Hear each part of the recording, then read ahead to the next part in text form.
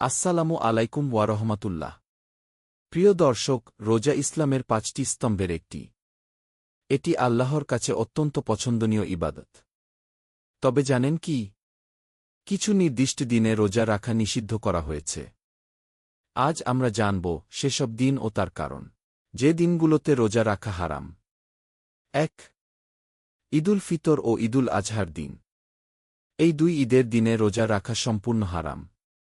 রাসূলুল্লাহ সাল্লাল্লাহু আলাইহি ওয়াসাল্লাম বলেছেন, ঈদের দুই দিনে রোজা রাখা হারাম করা হয়েছে, কারণ এই দিনগুলোতে খাওয়া দাওয়া ও আনন্দ প্রকাশ করা হয়। সহিহ মুসলিম ৮২৭। ২. তাশরিকের ৩ দিন ১১, ১২, ১৩ জিলহজ। ঈদুল আজহার পরের ৩ দিন অর্থাৎ ১১, ১২ ও ১৩ জিলহজবে রোজা রাখা নিষিদ্ধ। রাসূলুল্লাহ সাল্লাল্লাহু আলাইহি ওয়াসাল্লাম বলেছেন, তাশরিকের দিনগুলো হল খাওয়া দাওয়া ও আল্লাহকে স্মরণ করার দিন। মুসলিম ১১৪১। ৩. শুধুমাত্র শুক্রবার বা শনিবার রোজা রাখা। শুধু শুক্রবার বা শুধু শনিবার রোজা রাখা নিষেধ, যদি না তার সাথে আগের বা পরের দিন যোগ করা হয়।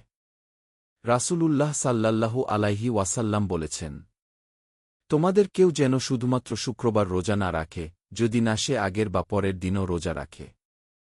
সহিহ বুখারী ১৮৮৪। যে দিনগুলোতে রোজা রাখা মাকরুহ বা অপছন্দনীয়। ১. পুরো বছর একটানা রোজা রাখা। যদি কেউ বিরতি না নিয়ে পুরো বছর রোজা রাখে, তবে এটি ইসলামে নিষেধ করা হয়েছে।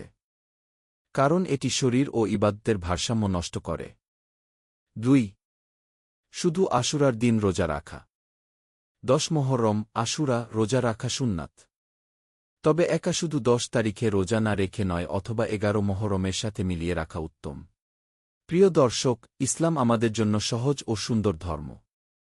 তাই আমাদের সঠিক বিধান মেনে রোজা রাখা উচিত। আজকের ভিডিও যদি ভালো লেগে থাকে, তাহলে লাইক, কমেন্ট, শেয়ার ও সাবস্ক্রাইব করতে ভুলবেন না। আল্লাহ আমাদের সঠিক জ্ঞান দান করুন। আমিন।